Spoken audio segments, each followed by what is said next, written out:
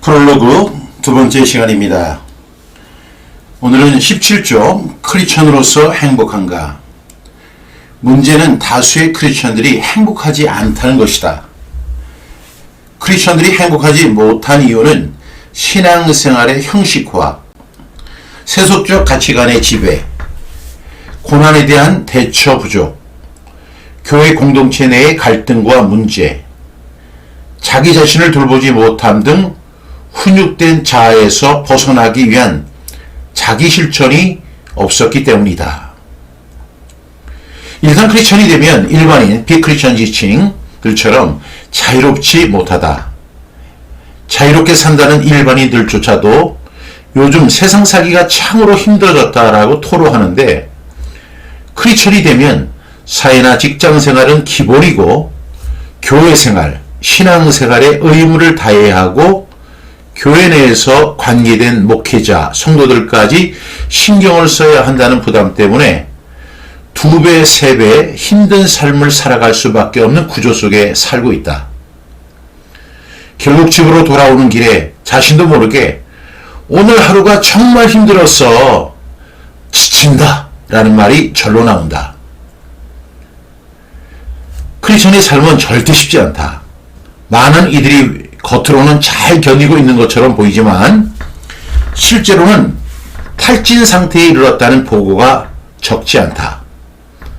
대부분의 교회는 성도들에게 자기 희생이나 헌신을 강요하는 반면에 자기 실천, train yourself를 통한 자기 돌봄을 중요하게 생각하지 않기 때문이다. 이러한 상황은 성도들이 자신의 영적, 정신적, 육체의 건강을 돌보는데 어려움을 느끼게 할 수 있다는 것이다. 다음 페이지입니다. 지속적인 봉사와 헌신, 돌발적 상황으로 인해 영적, 정신적, 육체적 탈진 상태에 느게 한다. 이는 성도들의 자기 돌봄을 외면한 결과들이다. 이제 성도들을 지지하는 사례입니다. 부산에서 신앙생활을 하던 한 가정은 서울로 직장 발령이 나자 큰 고민에 빠졌다. 담임 목사님이 매주 KTX를 타고 부산에 있는 본교에 와서 예배드리라고 요구했기 때문이다. 순종하는 마음으로 1년 반 동안 주일 새벽이면 온 가족이 KTX를 타고 부산에 가서 예배를 드리고 돌아오는 생활을 반복했다. 담임 목사와 성도들은 신앙의 본이 된다고 칭찬했지만 1년 반이 지나는 사이 가족 구성원들은 지치고 탈진 상태에다 경제적 파산까지 이르게 되었다. 이런 사례들이 크리스천으로 사는 삶이 현대사회에서 어려운 이유를 설명하는 일부 요소들이다. 이게 전부가 아니죠. 너무나 많은 사례들이 있는데 이제 간단한 일부 요소를 소개합니다. 이외에도 더 많은 사례가 크리스천들을 힘들게 하고 지치게 하는 것을 알고 있다. 과연 그렇다면 이런 신앙의 모습이 예수님이 원하시는 신앙생활의 모습일까? 그렇지 않다. 예수님의 말씀을 들어보면 진리로 인한 자유와 힘이 예수님의 사역 내용이다. 요한복음 8장 32절이죠. 진리를 알지니 진리가 너희를 자유롭게 하리라. 진리를 알면 어떻게 된다고요? 자유롭게 된다는 것입니다. 여러분 자유하세요? 정말로 그리스도 안에서 참된 자유를 누리고 있습니까? 또 예수님이 이렇게 초청하시죠. 마태복음 11장 28절부터 29절 말씀 시작. 수고하고 무거운 짐진 자들아 다 내게로 오라. 내가 너희를 쉬게 하리라. 나는 마음이 온유하고 겸손하니 나의 멍에를 메고 내게 배우라. 그리하면 너희 마음이 쉼을 얻으리니. 뭘 얻어요? 너희 마음이 쉼을 얻는다. 요한복음 8장 32절을 보면 진리를 알지니 진리가 너희를 어떻게 한다고? 자유롭게. 그 다음에 마태복음 11장 29절에서는 그리하면 너희 마음이 쉼을 얻는다는 것입니다. 그런데 우리 기독교 생활, 교회 생활, 신앙 생활이라는 것이 그렇게 가지 않습니다. 우리가 그렇게 비판하는 바리새인들 있잖아요. 그 사람들의 모습을 지금 현대인들은 더 아주 정교하게 지금 요구하고 있습니다. 우리 바리새인들이 어떻게 했습니까? 오히려 예수님은 무거운 짐을 지게 하는 서기관들과 바리새인들을 책망하셨다. 마태복음 23장 4절 말씀이죠. 또 무거운 짐을 묶어 사람의 어깨에 지우되 자기는 이것을 한 손가락으로도 움직이려 하지 아니하며. 사람에게 무거운 짐을 묶어서 사람의 어깨에 지우되. 여러분, 인생이란 자체가 무거운 짐을 지고 사는 인생이잖아요. 그런데 거기다가 종교적 의무라는 것을 가미시켜가지고 무거운 짐을 묶어 사람의 어깨에 지우되. 근데 자기들은 어떻게 하느냐? 자기는 이것을 한 손가락으로도 움직이려 하지 아니하고. 이게 누가 그랬어요? 서기관들과 바리새인들이 그랬죠. 예수님은 그래서 그 사람들을 책망하셨어요. 예수님의 정책과 완전히 반대되는 삶을 살았던 것입니다. 예수님은 너희를 자유롭게 하리라. 너희 마음이 쉼을 얻으리니 이렇게 말씀하셨는데, 이 사람들은 무거운 짐을 묶고 사람의 어깨에 지우고 자기들은 손가락 하나도 움직이려 하지 않는다. 또한 누가복음 11장 46절에서 예수님이 이렇게 말씀하셨습니다. 이르실 때 화 있을진저 또 너희 율법 교사여 지기 어려운 짐을 사람에게 지우고 너희는 한 손가락도 이 짐에 대지 않는도다. 그러니까 이 교회 생활이나 신앙 생활이라는 것이 이렇게 가면 안 된다는 것입니다. 성경이 말씀하는 크리스천의 삶이란 자유를 잃어버리고 노예처럼 살면서 자유도 쉼도 잃어버린 불행한 상태가 아니다. 예수님은 뭘 말하죠? 자유, 여기서는 쉼을 말씀하셨죠. 그런데 어느새 우리가 교회 생활을 하고 신앙 생활을 하다 보면 자유를 잃어버리고 쉼을 잊어버려요.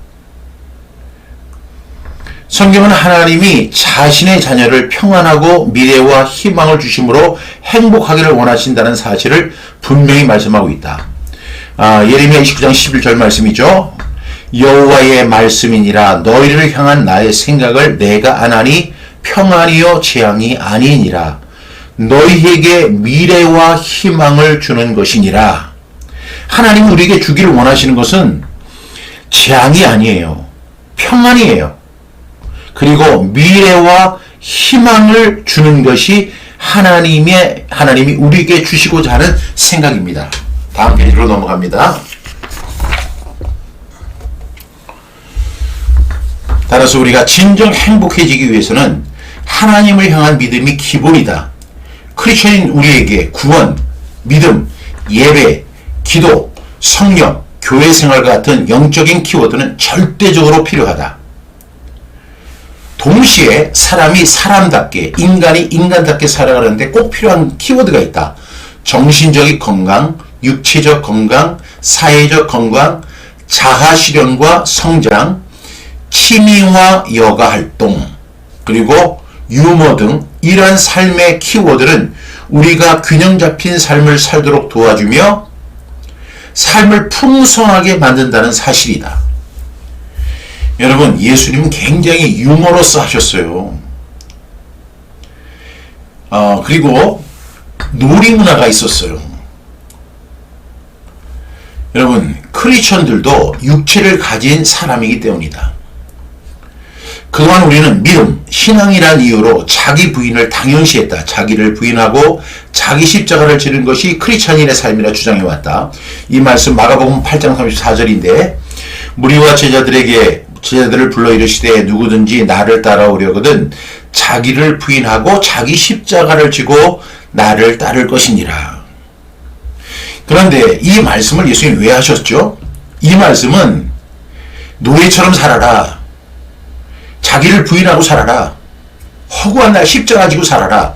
이 말씀을 하시기 위한 말씀이 아니에요. 이 말씀은 선택에 대한 말씀이다. 예수님을 따르겠다는 선택의 문제 앞에서 하신 말씀입니다. 이 말씀은 고행이나 불행한 삶을 살려는 것이 아닌 선택과 헌신의 차원에서 이해되어야 한다. 예수님은 자신을 따르고자 하는 사람들에게 큰 희생과 헌신을 요구한다는 것을 말씀하신 것이다. 나를 따라오려거든 이라는 말씀의 뜻은 본인의 목적이나 이익을 포기하고 예수님의 행적을 따라가겠다는 결심을 말한다. 이는 자신의 욕망이나 편애를 중시하는 것이 아니라 오히려 하나님의 뜻을 따르기 위한 선택이며 그것이 바로 자기를 부인하고 자기 십자가를 지는 것임을 말씀하신 것이다. 그러니까 이 말씀을 정리해보면 이 말씀은 개인의 선택과 헌신에 관한 것으로 예수님의 가르침에 순종하고 하나님 나라를 구하는 길에서 개인의 희생과 헌신이 필요하다는 메시지이지 결코 개인의 자유나 행복을 침해당하면서까지 기도만 하고 봉사만 하고 고생만 하는 노예가 되라는 말씀이 아니다. 예수님을 향한 노선을 정하라는 의미이지 자신을 불행하게 해야 한다는 말씀의 의미가 아니다. 여러분 이 말씀의 의미를 다시 한번 생각해 볼 수 있기를 간절히 바랍니다.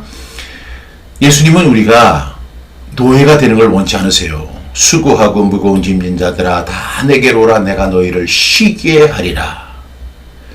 진리를 알지니 진리가 너희를 자유하게 하리라. 이것이 주님의 말씀이에요. 또 하나님은 평안이요 미래와 희망을 주는 것이다. 우리 크리스천은 그렇게 살아야 돼요. 앞으로 펼쳐질 28개의 주제에 집중하라. 이제 크리스천들은 의무적 신앙에서 벗어나 자기 실천을 통해 어제 자기 실천에 대해서 제가 말씀을 드렸죠. 자기를 돌봐야 한다. 크리스천 자기 돌봄은 하나님의 사랑을 자기에게 먼저 적용하는 것이다. 나 자신을 전적으로 돌볼 수 있는 사람이 궁극적으로는 다른 사람까지 돌볼 수 있게 된다. 그러니까 여기서 이 자기 실천을 통한 자기 돌봄이 반드시 있어야 하는 것이고요. 그 자기를 돌볼 수 있는 능력을 가진 사람이 다른 사람까지도 돌볼 수 있는 것이죠. 기독교 신앙이 난 이후로 나마저 나를 부인하고 무시하고 거부한다면 이 세상의 누구도 온전히 나를 받아들이지 못할 것이다. 나를 돌볼 수 있는 사람이 다른 사람을 돌볼 수 있으며 더 풍성하고 행복한 삶을 살아갈 수 있기 때문이다. 여러분, 저와 여러분은 어떻게 해야 돼요? 행복해야 돼요. 자유해야 돼요. 그리고 풍성한 삶을 누리며 살아갈 수 있는 그런 분들이 다 되기를 간절히 바랍니다. 제가 이 책을 쓸 때 제가 목회 경험이 없는 상태에서 쓴 것이 아니고 제가 성경 암송, 저는 실용적 성경 암송주의자예요. 그냥 성경 암송을 위한 성경 암송이 아니고 실용적, 내가 어떻게 살 것인가, 그 삶을 살아가는 지침을 만들기 위해서 성경 암송을 하는 거죠. 하나님의 말씀을 따라서 이렇게 살아야 되겠구나. 정체되고 그리고 혼돈된 이 세상 속에서 내가 어떻게 살아가야 할지를 말씀이 알려주시거든요. 근데 금방 잊어버려요. 그래서 굳이 뭐라 해야 돼요? 암송을 하면서 마음에 새겨. 그래서 그 말씀대로 믿고 말씀대로 살아내려고 하는 것이 저의 목회 철학이고 저의 신앙 철학입니다. 그것을 함께 나누었으면 좋겠습니다. 크리스천 자기 돌봄이란 인생의 비상상태를 맞이할 때, 우리가 이것이 꼭 있어요. 인생의 비상상태를 맞이할 때 산소 마스크를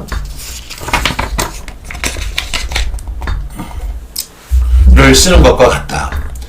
비행기 사고에서 천장에서 내려오는 산소 마스크를 우선 나부터 써야 한다.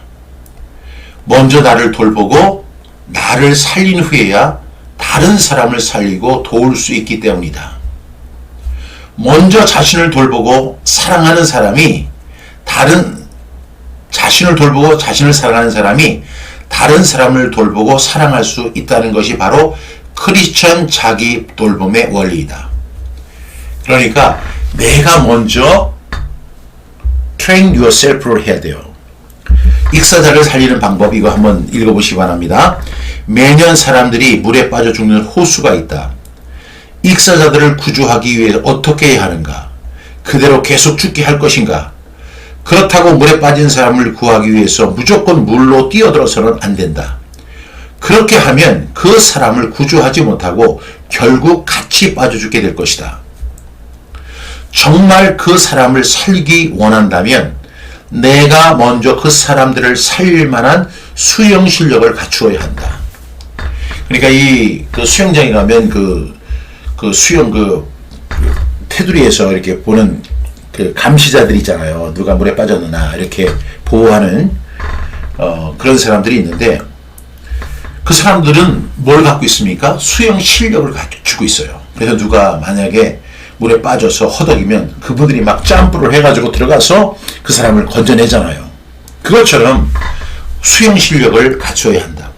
Train yourself를 해야 한다.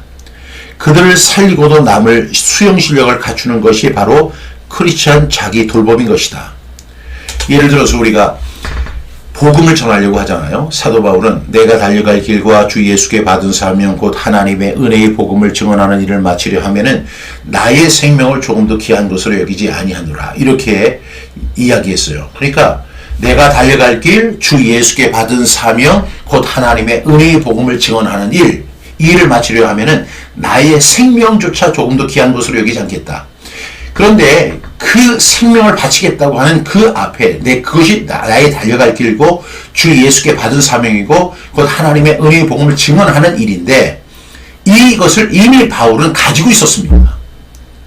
가지고 있었기 때문에 그는 달려갈 길을 알았고 주 예수께 받은 사명이 무엇인지 알았고 은혜의 복음이 무엇인지를 알았고 그것을 증언하는 법을 알았던 것이죠. 그래야만 복음을 전할 수 있는 것처럼 내가 먼저 구원받고 내가 복음을 알아야만 복음을 전할 수 있는 것입니다. 이렇게 자기 돌봄은 중요한 결과를 얻게 한다. 앞으로 펼쳐질 28개의 주제를 통해 크리스천 자기 돌봄을 반드시 실현하기 바란다. 크리스천 자기 돌봄 연구소장 박종신 목사, 제가 이렇게 했습니다. 여러분, 책을 꼭 구입하셔서 제가 28개 우리 주제, 그리고 제가 다른 말로는 그랬어요. 맷집이라고. 제가 격투기를 굉장히 좋아하는데 격투기를 보게 되면 격투기에서요, 강한 주먹, 그 다음에 스태미너, 빠른 발 이런 것도 다 필요하지만 또 하나 필요한 게 있더라고요. 그게 뭔지 아세요? 맷집이에요. 그렇게 잘하는데도 불구하고 맷집 약하면 안 돼요. 맷집은 맞는 훈련을 해야 돼요. 그것이 뭐냐면 train yourself예요. 여러분, 우리가 앞으로 신앙생활을 더 영위하게 되면서 수많은 일들이 우리 삶 속에서 또 우리의 교회에서 우리 가정 속에서 사업장에서 일어나게 될 수도 있습니다. 일어날 때 우리가 어떻게 돼요? 견고한 맷집을 갖고 있어야 돼요. 그래서 저는 이 28개의 주제를 28개의 맷집이다. 먼저 맞아야 돼요. 그래서 어떤 상황에도 우리가 흔들리지 않는 승리하는 크리스찬, KO 패하는 것이 아니라 KO 승하는 저와 여러분 다 되기를 간절히 바랍니다. 그럼 다음 시간에 다시 뵙도록 하겠습니다. 다음 시간에는 먼저 자기 돌봄하기부터 시작해서 총 28가지 주제가 있죠. 이 주제를 함께 하나하나씩 나누면서 하나님이 주시는 또 성령님이 말씀해 주시는 귀한 교훈들을 함께 나누길 원합니다. 여러분들은 꼭 책을 준비하셔서 책의 중요한 사항들 꼭 필기하시고 또 나눔할 수 있는 저와 여러분 다 되기 바랍니다. 그럼 다음 시간에 다시 뵙겠습니다. 감사합니다.